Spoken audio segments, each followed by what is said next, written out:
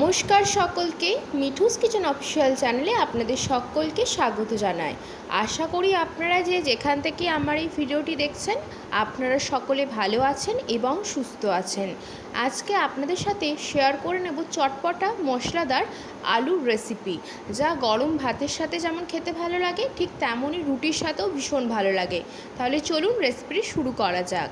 তার জন্য প্রথমে আলুগুলোকে একটু মোটা মোটা করে লম্বে লম্বে কেটে নিয়েছি। আপনারা চাইলে গোল গোল চাকা চাকা করে যেভাবে কাটা হয় সেইভাবেও কেটে নিতে পারেন। এখানে আলুর খোসাটা কিন্তু অবশ্যই থাকবে, কারণ এতে করে আলুর টেস্টটা আরও বেশি ভালো আসে। খোসা শুদ্ধ আমি এখানে আলুটাকে একটু মোটা করে লম্বা লম্বা করে কেটে নিয়েছি।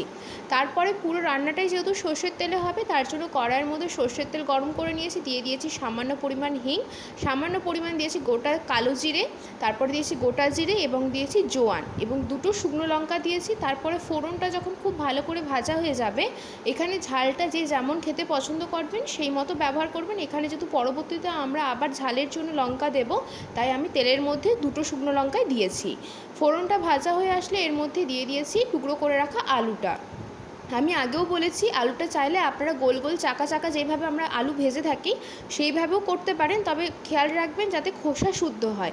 খোসা শুদ্ধ আলু ভাজা খেতে কিন্তু বেশ ভালো লাগে, তার জন্য কিন্তু খোসাটা অবশ্যই করে থাকতে হবে। আর আমি এখানে লম্বাটা করে কেটেছি যাতে দেখতে একটু ভালো লাগে এবং খেতেও বেশ ভালো লাগবে। আলুটা দেওয়ার পরে তেলের মধ্যে আমি এখানে 5 থেকে 6 মিনিট হাতে সময় নিয়ে আলুটা খুব ভালো করে নাড়াচাড়া করে নেব, যাতে ফোড়নের সাথে এবং তেলের সাথে আলুটা খুব ভালো করে একটু ভাজা হয়ে যায়। অতি অবশ্যই আমরা ঢাকা দিয়ে দিয়ে রান্নাটা করব, তার কারণ হচ্ছে আলুটা যেহেতু কাঁচা রয়েছে সেই কারণে আলুটা সেদ্ধ হতে সময় লাগবে এবং ভাজতেও সময় লাগবে। কাজেই আমরা যদি ঢাকা দিয়ে দিয়ে করি তাহলে করে আলুটা তাড়াতাড়ি একটু সেদ্ধ হয়ে যাবে এবং তাড়াতাড়ি ভাজাও হয়ে যাবে। ঠিক এই পর্যায়ে আমি এখানে দিয়ে দিয়েছি পরিমাণ মতো নুন এবং সামান্য পরিমাণ হলুদের গুঁড়ো। নুন আর হলুদের গুঁড়োটা খুব ভালো করে খুন্তির সাহায্যে মিশিয়ে নেব আলুর সাথে, যাতে আলুর মধ্যে নুন এবং হলুদের গুঁড়োটা মেশানো হয়ে যায়। নুনটা অতি অবশ্যই করে আলুটা ভাজার সময় দিয়ে দেবেন প্রথমের দিকে, তাতে আলুটা একটু তাড়াতাড়ি সেদ্ধ হবে এবং ভাজা হয়ে যাবে, যেহেতু নুনটা রয়েছে সেই কারণে। আমাদের কিন্তু খুব ভালো করে মেশানো হয়ে গিয়েছে। ঠিক এই পর্যায়ে লো টু মিডিয়াম ফ্লেমে আমি এখানে ঢাকা দিয়ে 20 মিনিট আলুটাকে সেদ্ধ হওয়ার জন্য দিয়েছিলাম। 20 মিনিট পর ঢাকা খুলে আপনাদেরকে দেখিয়ে দিচ্ছি। মোটামুটি অনেকটা পরিমাণে সেদ্ধ হয়েছে, তবে এখনও সেদ্ধ হতে বাকি আছে। 20 মিনিট পর ঢাকা খুলে দেখুন অনেকটা পরিমাণে কিন্তু আমাদের আলুটা ভাজা ভাজাও হয়ে গিয়েছে। তারপরে আমি আবারও খুব ভালো করে আরেকবার মিশিয়ে নিচ্ছি, আবারও কিন্তু ঢাকা দিয়ে দেবো। এরপরে কি হবে, বারে বারে ঢাকা দিয়ে দিয়ে রান্নাটা করলে রান্নাটাতে সময়ও কম লাগবে এবং তাড়াতাড়ি হয়েও যাবে, আর আলুটা খুব ভালোভাবে সেদ্ধও হয়ে যায়। আমি কিন্তু এখানে খুব ভালো করে আলুটা মিশিয়ে নিয়েছি, দেখে আশা করি আপনারা বুঝতে পারছেন মোটামুটি 50% মতো আলুটা আমাদের কিন্তু সেদ্ধ হয়ে গিয়েছে এবং ভাজা হয়ে গেছে। আরও একটু লালচে করে ভেজে নিতে হবে, তার জন্য ঢাকা দিয়ে আমি এখানে 20 মিনিটের জন্য রেখে দিয়েছিলাম। তারপরে একটা মশলার পেস্ট বানিয়ে নেব, সেই জন্য নিয়েছি মিক্সিং জারের মধ্যে ছোটো চামচের 1 চামচ দিয়েছি এখানে গোটা ধনে, তারপরে দেবো ছোটো চামচের 1 চামচ গোটা জিরে, এরপরে এর মধ্যে দিয়ে দিচ্ছি দুটো শুকনো লঙ্কা, তারপরে দিচ্ছি 3 থেকে 4 কোয়া রসুনটা একটু বেশি ব্যবহার করবেন। তারপরে পরিমাণ মতো জল দিয়েছি, এরপরে দিয়ে দিয়েছি রাই সর্ষে এবং কালো সর্ষে দুটো সম পরিমাণে নিয়েছি। দেওয়ার পরে খুব সুন্দর করে একটা থকথকে পেস্ট আমরা এখানে তৈরি করে নেব। যেহেতু শুকনো লঙ্কা প্রথমে তেলের মধ্যে দুটো দিয়েছিলাম তার জন্য এখানে আর দুটো দিয়েছি। ঝালটা যে যেমন খেতে পছন্দ করেন সেই মতো ব্যবহার করবেন, তবে এই আলু ভাজাটা যেহেতু একটু মশলাদার চটপটা, একটু টক ঝাল হয় আলু ভাজাটা খেতে। ঢাকা খুলে আমি কিন্তু এখানে খুব ভালো করে আলুটা আরেকবার নাড়াচাড়া করে দিচ্ছি। দেখে বুঝতে পারছেন আলুটা কিন্তু আমাদের প্রায় ভালো করে ভাজা হয়ে গিয়েছে। এরপরে আলুটাকে একটু সাইড করে কড়াইয়ের মাঝখানে আমি একটু জায়গা করে নিচ্ছি, যাতে করে আমরা যে মশলার পেস্টটা তৈরি করে রাখলাম সেই পেস্টটা কিন্তু এর মধ্যে দিয়ে দেবো। তাতে করে কি হবে, পেস্টটাও আলুর সাথে সাথে আলাদা করে আর ভাজার প্রয়োজন পড়বে না, একই সাথে ভাজা হয়ে যাবে। আমরা যে মশলার পেস্টটা করে রাখছি সেটা কিন্তু মাঝখানে যে তেলটা জমা হয়ে থাকে তার মধ্যে আমি এখানে দিয়ে দিয়েছি। এতে করে কি হবে, সুন্দর করে মশলাটাও আমাদের ভাজা হয়ে যাবে এবং আলুর সাথে খুব সুন্দরভাবে একটা ফ্লেভার চলে আসবে। খুব ভালো করে এখানে নাড়াচাড়া করে নেব যতক্ষণ না অবধি মশলাটা একদম কষা কষা হয়ে যাচ্ছে এবং একটু সময় নিয়ে ভাজা হচ্ছে।